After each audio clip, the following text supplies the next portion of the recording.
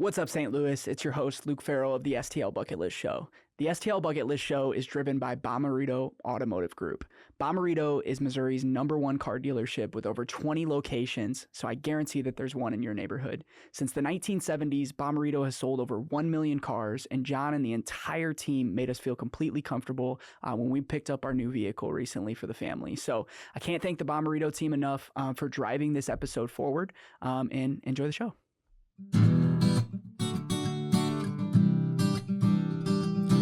If you want to hear about St. Louis, tune into the Bucket List Show weekly. Hear what Marissa and Luke say. It drops every Wednesday. Got a dope new guest every single week. Buckle up for the ride. Who's it gonna be?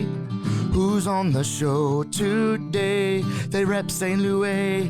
What to do in the loo on a late night, or maybe what to do on a date night. Yeah, Bucket List has you covered. They know what's going on. What's going on? They'll give you, hey, 18 different things to do, or 19 if you need one more to choose. Yeah, this city is a place we call home. A place we call home. Yeah.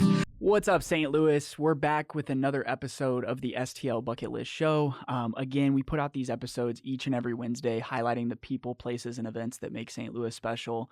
This is episode 156. We got a really special one planned for you guys. But before we get into it, I got to shout out some of our partners. Of course, our friends over at Four Hands Brewing Company, Bommarito Automotive Group for driving this episode forward, and then our friends over at the Regional Arts Commission of St. Louis. St. Louis is an arts town, and we're going to learn a little bit about that today on the podcast as well. But without further ado, we have a special episode with the president and CEO of the Missouri Historical Society, Jody Sowell. Thank you for coming in. Thank you for having me. Yeah, no, I appreciate it. I've had one of your colleagues on in the past and obviously been to your guys' places. I mean, they're a staple here in St. Louis. And I want to start off by kicking it off with the 261st birthday of St. Louis and kind of talk about the history, some of the stuff that you guys are doing, and just tell them a little bit about what the Missouri Historical Society is. Yeah, so we always love celebrating St. Louis's birthday, of course, and this year was extra special because we also announced a new $36 million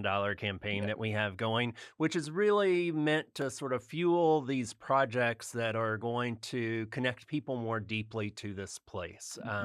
One of our lines is that we can introduce you to a St. Louis you've never met, whether you've lived here all your life, just recently moved here, or only passing through. And, you talk about it being an arts town, building those deep connections through arts and culture are one of the best ways we can build a stronger St. Louis for the future. So historical is in our title, but we're just as interested in the future of St. Louis as we are in its past. Yeah, no, that's incredible. The We Are St. Louis is actually something that we've written on a lot of our content before. Like, we are St. Louis. Yeah. It's this strong, when you say we are, it's like it's a collective community, and it's this strong, like, we are St. Louis, the business owners, the entrepreneurs, the artists, the historical people that have came through this city. And 261 years doesn't seem like that long, but when you really look at it on the year compared to now, it is a long time. There's so many different generations. And so this $36 million campaign, you guys are aiming to raise through the next couple of years to continue pushing this campaign. Yeah, so we've actually already raised $30 million. And so we have $6 million more to go. But what's fascinating about this is actually you've already seen some of the projects that this campaign is funding. So, we opened a new World's Fair exhibit. Amazing, by the way. Oh, thank you. Thank you. In late April, already been seen by more than 160,000 people, has earned St. Louis national and international headlines. So PBS NewsHour, New York Times, Philippine Star, Philippine Times, Italian Vanity Fair, Southern Living have all covered this and given St. Louis the kinds of headlines we want St. Louis to be getting. Of course. So we've already started digitizing more of our photos and prints collection. We just launched last week on Friday a new curated collections website where you, just as an average visitor, can go and explore our collections through a series of themes. So you might see World's Fair photos, but you might also see photos from Thomas Easterly. I don't know if you know him. He's a daguerreotypist during the 1800s, captured some of the earliest images of St. Louis, actually captured the first lightning bolt ever Really? caught on film. This fascinating person who's more than a photographer, he's really a historian. You can learn all about that in this curated collection site that we just released, and we'll be putting up new themes every single month. So one thing that I love is this campaign isn't just about promises of things we're going to do. It's already resulted in some really exciting projects. Yeah, no, that's amazing. There's something about looking at these old pictures. When the snow hit in January, we went on your guys' website and we dug up some Art Hill photos, Yeah. and we did a collaborative Instagram post with you guys, and it got like over 10,000 likes. I mean, for some reason, people connect with, and it was a swipe to now versus then. It was like, hey, look what happened here, and then now look what all the people are doing here 100 years later. Well, and that's a great example of how St. Louis history can connect present and past. I mean, we all have our favorite stories of going down Art Hill. My favorite is I was about to go teach. I had a night class I was teaching at Fontbonne, and I had begged everyone at the History Museum all day, do you want to go sled down Art Hill with me? No one wanted to, which you can imagine. But I had a sled in my office, and so I said, you know what? Before I go teach, I'm going to go do one run down Art Hill. Well, I went down, and I did not realize how frozen it had become. And so I was going so fast, and then at the bottom, it threw me off, and I landed in this mud puddle. And then I had to go teach covered in mud. So, but, you know, we have those stories that those photographs oftentimes connect us to that past. One of my favorite, we do actually have a winter collection up right now on that curated collection site. One of my favorite is a woman in 1905 crossing the frozen Mississippi River, because the Mississippi River, before the dams, actually used to freeze, and you could walk across it. It was called Mississippi Highway, and St. Louisans would get out there and basically have a huge party. They would sell hot chocolate. They would have stands for whiskey. You would just go out with friends and literally walk across the Mississippi River. Wouldn't suggest that now. No, now it doesn't. It's not as easy now. But those are fun sort of portals into the past. Yeah, no, that's incredible. So when I did a deep dive kind of on you, on your background, you started out in journalism. Is that right? Yeah, that's true. So what's your story and what's your ties to St. Louis? I always ask people, kind of tell us a little bit about your childhood, and then what led you, study journalism, and then kind of what led you into St. Louis. Yeah, so I oftentimes tell people I wasn't born in St. Louis, but I got here as fast as I could because I really think it is the most interesting place in the country. But I was born in Memphis, grew up in small town Arkansas, actually finished high school back in Memphis. But yeah, I went to Dallas to get my undergrad at Southern Methodist University. In journalism, loved telling stories, worked at the Dallas Morning News for a couple of years as a reporter, met my wife in Dallas and got married, and we came to Missouri, not for St. Louis, but for Columbia, because I was going to get my master's in journalism at the University of Missouri. Got that, planning on going back out into newsrooms, but instead started teaching at the University of Missouri School of Journalism, the world's oldest and finest school of journalism. Loved that, got to work with some of the best writers I'll ever work with, but then knew that I wanted to teach. So came to St. Louis to get a doctorate at St. Louis University in American Studies, this time planning on going back out and teaching, and you can figure out my plans never work out the way that they're supposed to. What happened is my wife and I absolutely fell in love with St. Louis. We knew that this was the place we wanted to raise the girls. I tell people, speaking of arts and culture, I was making graduate school wages while trying to do a doctorate, and yet I could take those girls to the art museum or the history museum or the zoo every other week. And if I was paying super dad, if I was paying $25, $30 a ticket, that would have been once a year activity. So we just fell in love with St. Louis, and a job came open at the History Museum something like 18 years ago now, coming up on 19, to do oral histories for an exhibit about the history of aviation in St.Louis. And we knew that would slow down the doctorate and would make that take longer. But we thought, well, maybe this will keep us in St. Louis, and it has. Yeah, no, that's incredible. So you went back to SLU. So you went to Mizzou, then to SLU, and then you kind of fell in love with St. Louis there. And then you took that job. Was that back in like what, 2010, 2009 at the Uh, History Museum, probably let's somewhere? see, a little bit earlier. Oh, So, whatever, 18 years ago, 19 years ago. okay. But yeah, and it was a temporary job. It was a Mhm. grant-funded job. It was a 2-year position. Yeah. But we said, well, this is worth taking a risk on, Yeah, of and we're course. slowing down things.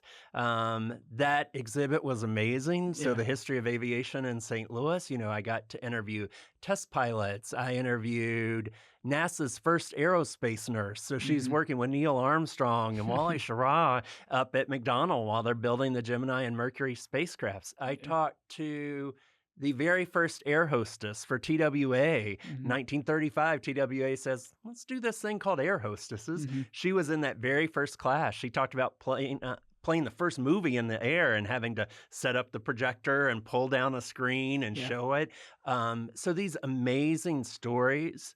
And that's really what sort of connects all my work at the History Museum is it's just these great stories about St. Louis and the people who have lived here and Hmm. these inspirational places and moments that just make you love this place all the more. No, that's incredible. And I think that with your background in journalism, you kind of, and then you also wanted to be an educate or a professor too, is also you get to tell stories like you did in journalism, but then you also get to teach. And now you're in a different role now, but you can teach and these stories can spread through your staff. But being able to be at the History Museum, and I think I asked Sam this question too, was if you could only work one job at the museum and that was it, you had to just work one job, what do you think that would be and why? And is my own job one of those Well, your options, or own do I have job to is your pick a dream job, different but like job? maybe one job like on the floor somewhere. Yeah. Boy, I don't want to steal his answer, but his answer was the right one, Yeah, which is I love being on the yeah. floor and meeting with guests and talking to guests and seeing their reactions to things. Mhm. I remember we did. Well, I've seen exhibits Yeah, where people are coming out in tears because they were so moved by something, yeah. or I see people on the floor having conversations with perfect strangers. Or Mhm. I remember we did a documentary a few years ago about Route 66 through Missouri. Mhm. And I was telling the guy who created it, like, I can't wait for you to see it with an audience for the Of first course. time. Of Because when course. you see them laugh at the same moments or Mhm. react. So anything that got me on the floor a Mhm. lot and interacting with visitors, Yeah. I would absolutely love, And whether that's working in the gift shop or working the front desk. yeah, and that's what connects you with the work that you're doing. So, no, that's a tough question because it's like, well, I have my dream job now, but if I was, it's like sometimes, like I asked restaurateurs the same thing, and it's like sometimes just work in the front counter and just seeing people come in and out, and that's that moment of connection. Yeah. And Um, and I've gotten in my 18 years the chance to see the museum from so many different perspectives. yeah. So, as a public historian, I was an oral historian doing those oral histories. Then I was a public historian creating exhibits and writing blogs. And then I Mhm. was director of exhibits, which allowed me to work on both the sort of research side, the curatorial side, and the design side. Mhm. I've been over the publications teams and the communications teams. Like, I've had so many different looks at the museum. But yeah, the most rewarding part is always seeing how the public reacts, which is different than academia. I loved being a professor, but you're talking to a pretty small audience, Mhm. whether it be writing for journals or even your class. Here, I get to talk to hundreds of thousands of people a year and reach them with Yeah. history that I think is so important. And they're reaching it in different ways. It's, through your website, now your social media numbers. You guys are really doing well on social media. So you're talking to people that you really couldn't 18 years ago. Yeah, Now you can connect with your email list. right. I've been on your emails before. But you mentioned something before the episode, and correct me if I'm wrong, introduce you to a St. Louis you've never met yet. Yeah. So What does that mean? And for our guests that are listening, we have a ton of local people that listen, and they're younger. So, they're in that 20 to 35 age group. So how do you introduce people to a St. Louis that they've never met? What does that mean to you? Yeah, so in so many different ways, but one, I think you have one of the cards here. We do a presentation called I Am St. Louis, and I Don't Believe We've Met, where we just tell these different stories. Our pitch is that if St. Louis could introduce itself, it would tell you it's so much more fascinating than just the Arch or the Cardinals or some of those headlines that you hear about nationally. And so we say, if St. Louis could introduce itself, it would say, I'm the place that argued it should be the United States capital. I am the place that nearly choked itself to death. I'm the place that sent men into space. I'm the place that rewrote the soundtrack of America countless times. And then we tell all these stories behind those. So there was a real movement in the 1860s and 1870s to move the capital of the United States to St. Louis. I think we dodged a bullet by not having it. One of ours is I'm the place where women could have gotten to vote 50 years earlier. And we talk about Virginia Minor, who on October 15th, 1872, walked up the steps of the old courthouse and said, I'm here to register to vote. And I said, well, you can't vote. You're a woman. She said, of course I can. The 14th Amendment says if you're born in the United States, you have all the rights of citizenship. Surely voting is a right of citizenship. That case goes all the way to the Supreme Court. Supreme Court rules that voting is not a right of citizenship. It would take women 50 more years. But what I tell audiences is, she never thought she was going to get to register to vote that day. She just knew if you were going to win the war for voting rights, it started by fighting some unwinnable battles, and she was willing to lead that fight. I talk to St. Louis audiences all the time, and I will tell that story about Virginia Minor, and then I will ask, how many people have ever heard of Virginia Minor? And I will get one, maybe two hands. There are these giants whose shoulders we stand on, who we don't even know their stories. There are these inspirational moments in St. Louis's past. I oftentimes talk about Black Tuesday in 1939, where if you look at pictures of St. Louis in the middle of the day, it's going to look like the middle of the night. You're going to see an orb in the sky that looks like the moon, but is actually the sun that has been almost completely blacked out. You're going to see the very top of the civil courts building because that's all you can see of it. That's how pitch black it was in the middle of the day, because we were burning soft coal that was cheap and plentiful, easy to get, but incredibly polluting. But what I tell audiences is 7 years later, St. Louis had reduced coal smoke by 75%, had become a national model for how to clean up the skies. Pittsburgh is famously known as hell with the lid ripped off. They use St. Louis's smoke ordinance as the model for their ordinance to try to get control of their pollution. I tell people today, I know we're facing a lot of problems in St. Louis. They had literally blacked out the sun and figured out how to fix it. Those are the lessons that the past can teach us. But first, we have to know our own past. And that's what this idea of introducing people to a St. Louis they've never met is all about. Yeah, I love that. I think I'm going to name the episode that. I think that that's super interesting.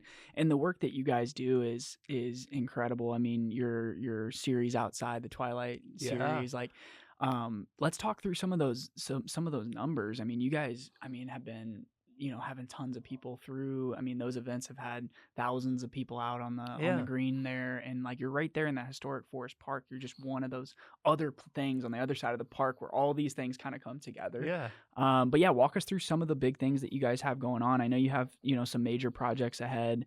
Looking at 2026, the big annual birthday bash. You got 2027. What's that, Gallery STL? Yeah, let's talk about that. Well, we talked about some of the projects that the campaign has already funded, but two things that are coming up, one very soon. Part of our mission of the campaign is to share more of our collections than we ever have before. I mean, the St. Louis story lives in our collections. We've been collecting for more than 150 years. And so we just want to share more. Part of that is that curated collections website. But part of it opens just in a few weeks. In late March, we have this new gallery called Collected. Basically lets individual artifacts stand on their own and say, hey, I've got this great story to tell you. Whether it be a baby tooth that helped stop nuclear testing, or a sledge that went to the North Pole. So many stories, but each individual one just saying, let me tell you a fascinating story and how it relates to St. Louis. Yeah. And then, yeah, you mentioned Gallery STL. That is really the keystone of all of our efforts, the thing that's going to connect everything. That is a new 12,000 square foot, decade by decade walk through St. Louis history. Every decade in St. Louis history getting its own display about what was the biggest moment, but also what were some of those smaller moments? What were people eating? What were people dressing like? What was it like to go to a dentist in the 1860s? It wasn't fun. And giving people that sense of what St. Louis was like in all of these different decades. I tell people this will be the introduction that St. Louis deserves, but doesn't currently have. We don't have one space where we can go to and get a full overview of St. Louis history. We don't have that one space where we can take tourists to say, look, this is what makes St. Louis so special. We don't have that one place where we can take students and say, this is the history that happened on the same street you walk on every day, that place that we return to build our sense of civic pride. So yeah, we can get some of that in different places. We could certainly check out 20 books from the library, but this is going to provide St. Louis that one big overview that will be something that I think will have an instrumental part in building those deep connections that we talked about. No, absolutely. And one of the cool things is like the amount of immersive experiences you guys are bringing, you know, similar to the 1904 World's Fair showcase, which was incredible. You guys welcomed over 160,000 people since the launch. And then the expansion of programming. So including new theme tours and advanced community and additional educational programs to connect people. But I love that you guys are working towards that Gallery STL, and that's basically going to be this immersive 12,000 square foot experience. Like you're just going to walk through each moment, all the way leading up to what current? All the way actually into the future. It ends with something we're calling the Future Lab, which I think is going to be a model for history museums across the country. What we're going to do in that space is every year we will take an issue that's facing St. Louis today. Crime, population loss, city image. And we will give you the historical context for that, basically the how did we get here. But then we will leave spaces for people to dream about and debate how we should address these solutions. And we'll have programming associated with it, including a future STL summit where we'll bring together thought leaders to really delve deep into this issue. But every year, taking something that's facing St. Louis today, giving you the context, but also giving you the space to help plan for a better future. I think that's a prime example of how we're approaching the work of a historical society differently than you might expect. I love how interactive it was. I mean, one of my favorite things that you guys did recently was the coloring. STL. That was incredible. We had just had our first daughter, and we were just up there. It was snowing, perfect time to go to the museum when it was cold, like similar like it is right now while you're listening to this episode. But we just went up there, and you know, I didn't think I was actually going to color anything, but I started going crazy, and I drew this whole building, and we spent like an hour in there, and then we bopped across to the city. That's not the city SC, but the soccer, the history of soccer. And I was just down at STL City, and they were talking to some people from the 1950 USA men's team, and they were talking about the exhibit as well, and how this bringing soccer to St. Louis. So you guys are kind of, in everything that's going on, you're elevating and providing a space and a voice for all these things that you guys are doing. But yeah, the 1904, I mean, incredible. The World's Fair has so much. I mean, there's so much. You could do a whole entire building on that place. And you know, this one we say it's about as close to the 1904 as you're going to get with this amazing scale model. And it's really meant to relive the wonder, but also re-examine the complexity, because we do talk about the more difficult stories as well, whether that's putting people on display or a baby incubator display that was mostly like a sideshow, not really about health and wellness. And I love, there's a quote David Francis had, and I'll butcher it a little bit, but on opening day of the World's Fair, he said something like, I hope you will take the lessons from this event, and from them, you'll gain inspiration for even greater achievements ahead. And I think there are two important parts of that. One, we're going to learn different lessons today than they were learning in 1904. If we had the same lessons that they had about putting people on display or those baby incubators, there'd be something really wrong, right? Of Mhm. course, we have different lessons, but we can still learn lessons from that. Yeah. And we can also still be inspired by people who are able to basically create a whole city for 9 months and welcome the world, welcome 20 million people here. But the idea is not that we look to St. Louis's past as, oh, weren't things great back then? We're supposed to use those great moments, those great people like Virginia Minor, those hard times like when we blacked out the sun, and use it as inspiration to build an even stronger future for St. Louis. So Mhm. that's what I love about the past of St. Louis. This is not about, we're not giving you a quiz at the end of your visit to the History Museum. This isn't about learning a series of dates and facts. This is about finding that inspiration in the past to build stronger connections in the present and to help us inspire and invest in a better future for St. Louis. Yeah, that was perfectly said. I think that each visit and each time you go, it's different, and that's Yeah. that uniqueness of the visit, and ways that people can support. I mean, I love to talk about ways that people can support. My wife's a teacher; she loves bringing stuff like this up, maybe trying to like pitch field trips and different Yeah. things that you guys can do, but also community engagement. I think making donations, obviously sharing your stories on social media. Social media has been a big resource for everything that you guys are doing, but especially donations and donors with businesses as well as you guys get closer to Gallery STL, which is you're seeking sponsors, decade Yes, sponsors, and different things absolutely. like that. So, yeah, and we have gotten an amazing challenge gift from the Crawford Taylor Foundation, a $5 million match. So every gift that is given to Gallery STL will be matched dollar for dollar by the Crawford Taylor Foundation. I mean, talk about investing in St. Louis, past, present, and future. That's just an amazing way. So if you give $50, Yeah. that's now $100. If you a decade sponsorship for $250,000, that's now $500,000. So we are so lucky to have so many individuals and families and foundations and corporations who are stepping up saying, we see how important this is, and we also want to help introduce people to a St. Louis they've never met. Yeah, no, that's incredible. Shout out to that family Yeah, and that organization just amazing. for being a part of it. So I want to talk a little bit more about what goes on behind the scenes. I feel like people think that these museums and these organizations just live on their own, and like people don't understand the work that goes on to Yeah. create the stuff that you guys do. So I want to give you the opportunity to kind of shout out some of the people, and not specific people, Sure, but some of sure. the things that go on behind the scenes that on an everyday basis to put on a Yeah. thing what you guys do daily. Yeah, and I think people don't realize just how long this stuff takes. I mean, Yeah. many of these projects we're talking about 10 years before they ever go on the floor, and that's because we have to do all the research. We have to gather the artifacts, both the ones that are in our collection, but also the ones that we're going to loan from other people. We have to make sure that those artifacts are ready for display and are cared for in that way. Once they're ready for display, we have to build the mounts that carefully hold each artifact up. We have to design the graphics that sort of bring so much of this to life. We have to create those partnerships for the programs that will sort of extend the story that you see in an exhibit. And then, I was just talking to my staff today.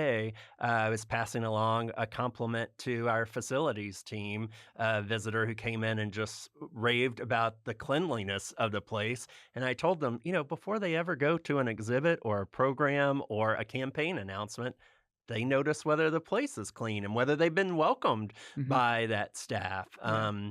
And so many jobs, so much work goes into this. I will tell you what connects everyone, though, whether it be the person working on sweeping the floor or the person working on the artifacts, is that they all care about St. Louis and want to tell these stories. And it's so fun and fascinating to see them all working together, all taking their own part to make this happen. So as the visionary and as the president of such a historical organization, it's like, what is that long-term vision? Because I know we're talking about thinking about 2027, it's like that's so far out. But for you, you're like, okay, that's different. We're into the 30s, yep. Exactly. So as you look at 2030 and beyond, I mean, What are some of those goals and maybe some of those vision that you have for Yeah. what you guys do in St. Yeah. Louis? It's something that we talk about with many of these projects that are coming up Yeah. soon, but it is about building the kind of place attachment that is so important to the future of St. Louis. So, Hmm. place attachment's just a fancy term that researchers gave to that sort of emotional bond we Yeah. feel toward a place. But researchers have found that the places with the highest place attachment also have the highest local GDP growth.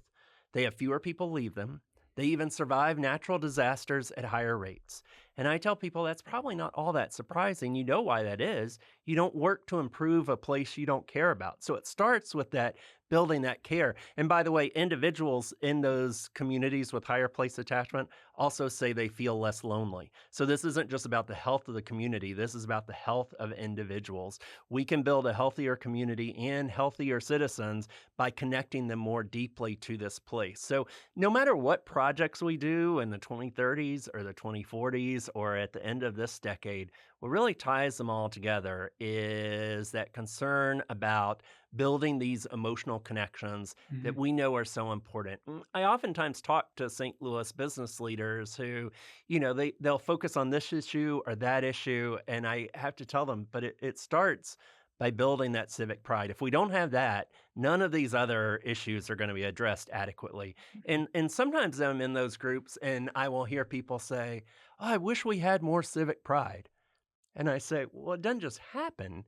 You have to build it. It has to be fostered. I sometimes give a quote from Frederick Law Olmsted. He's a guy who developed Central Park in New York. He comes to St. Louis in 1863. And he talks about the St. Louisans he met, and he says, like, no moment came where they didn't trumpet how wonderful St. Louis was. And he found this with every person that he met in St. Louis. He said the great dwellers in Mecca don't worship the holy city more than St. Louis, his city, and Hmm. always want to talk about what it had been and what it will be. Hmm. I love the quote. It's hanging in my wall on my office. I use it in a lot of presentations. But one thing that just makes me so sad is that oftentimes when I give that quote, someone will come up to me later and say, "But what happened? Why don't we have that kind of pride now?" Hmm. And I'm just arguing that one reason we don't have it is because we've lost so much of our history. We don't know about the Virginia miners and those great moments Hmm. and the people who led downtown lunch counter sit-ins 16 years before your high school history textbook is going to say sit-ins began. Like there are all of these fascinating people in St. Hmm. Louis history, and even in the darkest chapters, there are these heroes that we can put a spotlight on. Yeah. But until we know that history, we won't feel that sense of pride. Hmm. Until we learn those lessons, we won't be able to use those tools to build a better future. Yeah, no, and I think that's a big reason why we created STL Bucket List was Absolutely. to, and our mission is really simple. It's just highlight people, places, and events that make St. Louis special. Well, and you Um, talked about food yeah, and yeah, we love food. breweries, Yeah, and those also are part of building that civic pride. place Yeah. attachment and that civic pride. Hmm. That's actually what I love about St. Louis. This work is happening in so many different places. Hmm. I'm interested in the Historical Society being one of those places that pulls it all together as Yeah, well. and you guys are doing it with sold on St. Louis. I think Yeah. with all the exciting things you guys are doing, this kind of doesn't get talked about enough. I But think it's an example, though, of you how just we're. brought me this nice swag bag That's today. right. Of how we're trying to, or a swag box that doesn't Swag have the box. same Yeah. kind of resonance.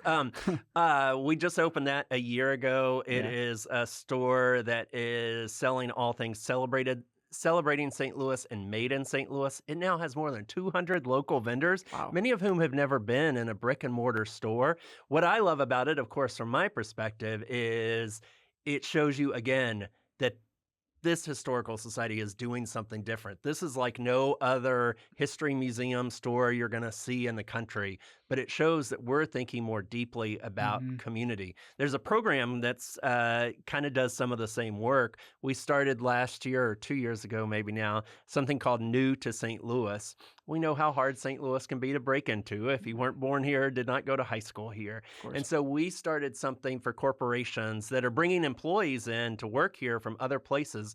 We said, send them to us for half a day. We'll give them that fast-paced presentation about St. Louis history. We'll put them on a bus and give them a 2-hour tour of this community, showing them where history happened, but also showing them where they might want to go see a show or grab a bite to eat. And then we bring them back for a happy hour where they can meet other people who are new to St. Louis. That's a great idea. I tell people, yeah, that's awesome. you might not expect that from a historical society, but that's because no historical society in the country is thinking as deeply and creatively about how to build community as we are. Yeah, and I mean, you guys are doing it on your, your Thursday nights, and you're bringing as many people there as possible, and you're busy, and I see you guys doing all these things. But yeah, sold on St. Louis, great idea. I think that when you go to these big museums, like let's say where you were talking about New York, is like they have a bunch of products with their logo on it, but it's like made in China, wherever it's made somewhere else, and then fast products. Like I've been seeing a lot of people post about it, like, oh, grab my hats there, or grab my candles or whatever it is. So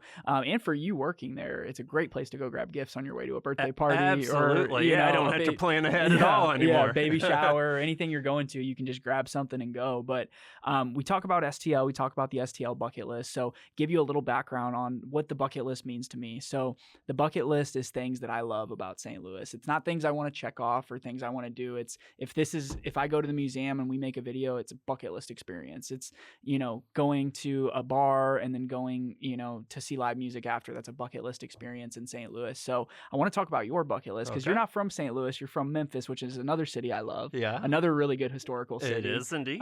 Dr. Martin Luther King Museum, Elvis's house. Absolutely. I mean, so much cool stuff there. Yeah. I remember I was there and we went to the Martin Luther King one. Then we went up to the record store where Elvis recorded. So there's a lot of cool stuff happening there.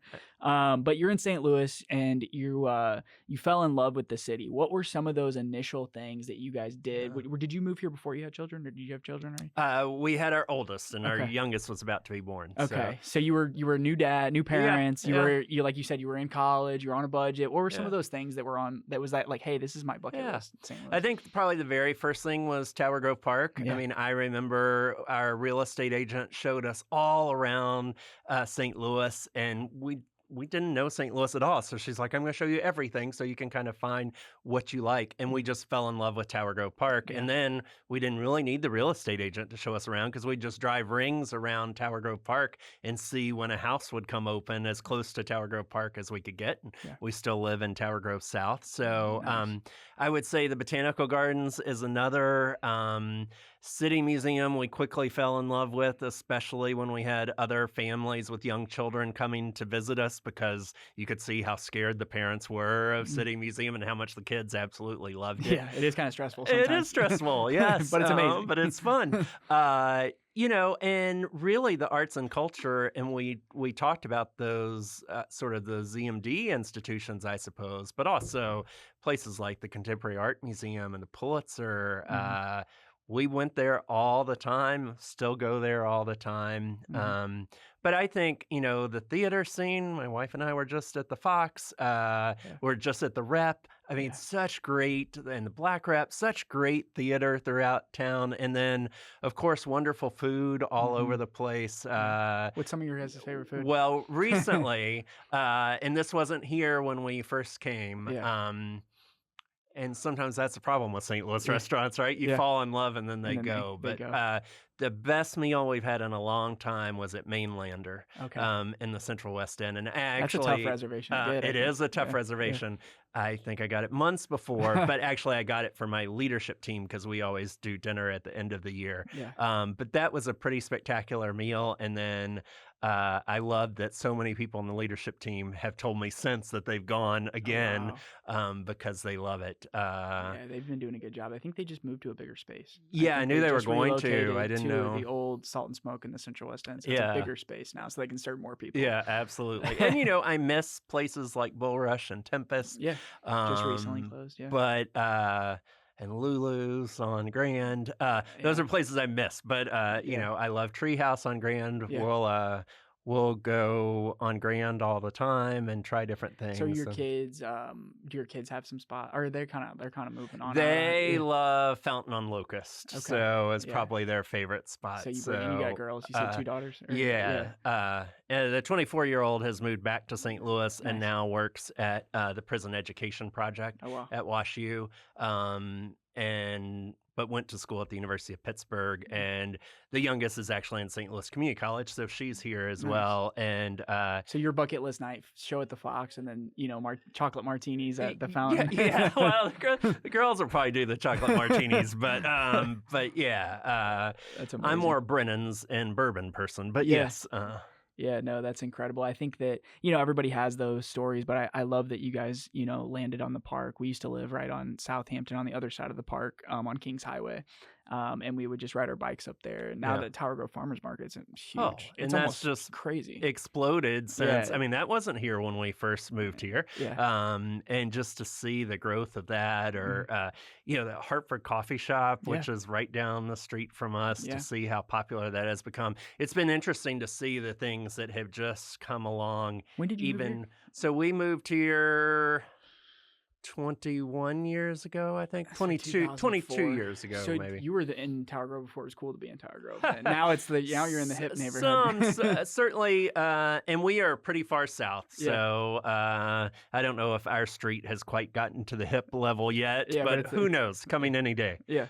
No, that's incredible. But yeah, we're glad you're here in St. Louis, and it's awesome to see what you played a part in building, and it's so unique. I didn't know you started at just a contract grant job like that, and it just shows sometimes you're in the right place at the right time, and I think you taking that education at SLU changed your life, for the better. And although you're not a professor, I feel like, there's still time if you ever wanted to go. Well, and I still teach, but you do? some Okay. on the side. Because you mentioned but, some about you did teach a little bit. Yeah. Yeah, and I'll still teach at SLU sometimes. But, I think what it is, I didn't necessarily, not that there's anything wrong with this, but I did not necessarily come up through a museum studies background. I didn't get that degree and then that degree, and I came to museums because of a love of this place. And I think that's what drives so much of my work, but it's also what drives the entire staff, whether they did get all those museum studies degrees or not.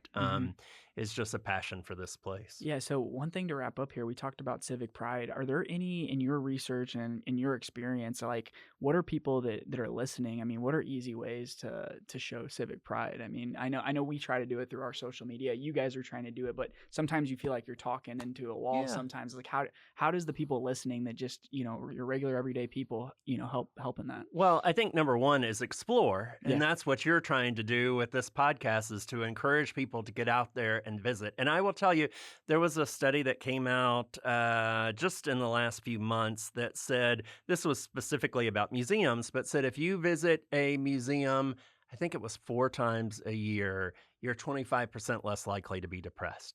All the research shows that if you get out, you are going to feel like a bigger part of the community. You're going to be more connected. And then you're going to do what the big second part is, which is you're going to start shouting the St. Louis story. When you go out and see all of these things and see how much we have, you get excited about this place. And I do talk to young people about this all the time because they're moving from town to town for jobs. And I say, no matter where you live, I would love for you to live in St. Louis, but if you don't, wherever you are, go out and visit the local farmers market, eat local, go to the brewery, go to the theater, go to the museums. You will start to build a connection to that place. In the case of St. Louis, we need people out there exploring more, and then we need people out there shouting about how great this place is. I always tell people, when I have friends, and you're probably the same way, when I have friends from out of town and they come to St. Louis and they're only here for 3 or 4 days, but I can show them so much. I can show them free museums. I can show them a park that is unrivaled. I can take them to Circus Flora. I can take them to City Museum. I can take them out for a show and great food. I know I've done my job when they go home feeling worse about where they live. That's how I know I've sold St. Louis. But, I think I said it today, it is time for St. Louis to be prouder and louder. We've got to be louder about what makes this place great. A lot of those cities that people look at, oh, I wish we were like Nashville. I wish we were like Austin. I wish we were like Detroit.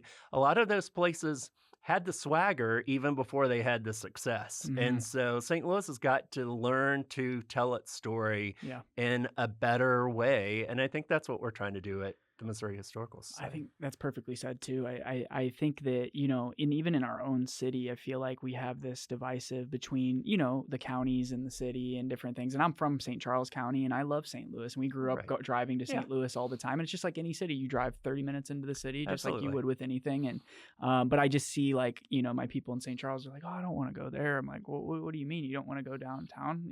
So it's like, that's what you mean about being louder. And that's what I hope that our page highlights. And one of the things about our page is it's only positive. We're not a news. We're not competing with Fox. We're not competing with KMOV. Like they can tell their stories, but we're just like, hey, this is our experience, and we try to gear it more towards a younger generation. So we're really focused on that 20 to 35, your kids' age, know, and the people that are moving. It's like, why are you moving when you got everything here? You can buy a house for affordable in most neighborhoods, and I've seen it with her friends, my oldest friends, who say, "Oh, I've never been to the Muni. I've never been to these things. How can that be?" Right. By the way, all the research also shows it's fine for you to live wherever.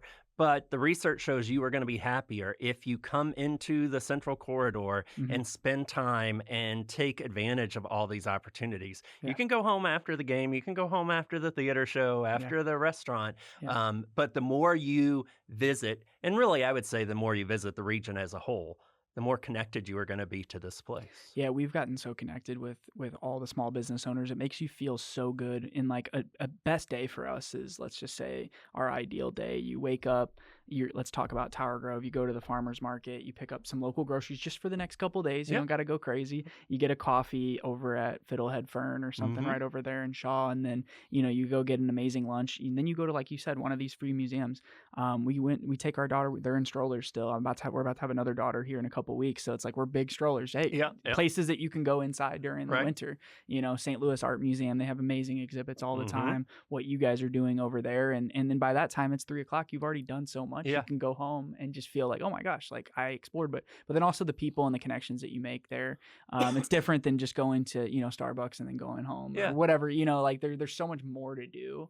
And that's what I love about what you guys are doing with Sold on St. Louis. We are St. Louis. And then the exact name, I'm going to introduce you to the St. Louis you haven't met before. Yeah. So, and that your sort of ideal day might seem really small. Yeah.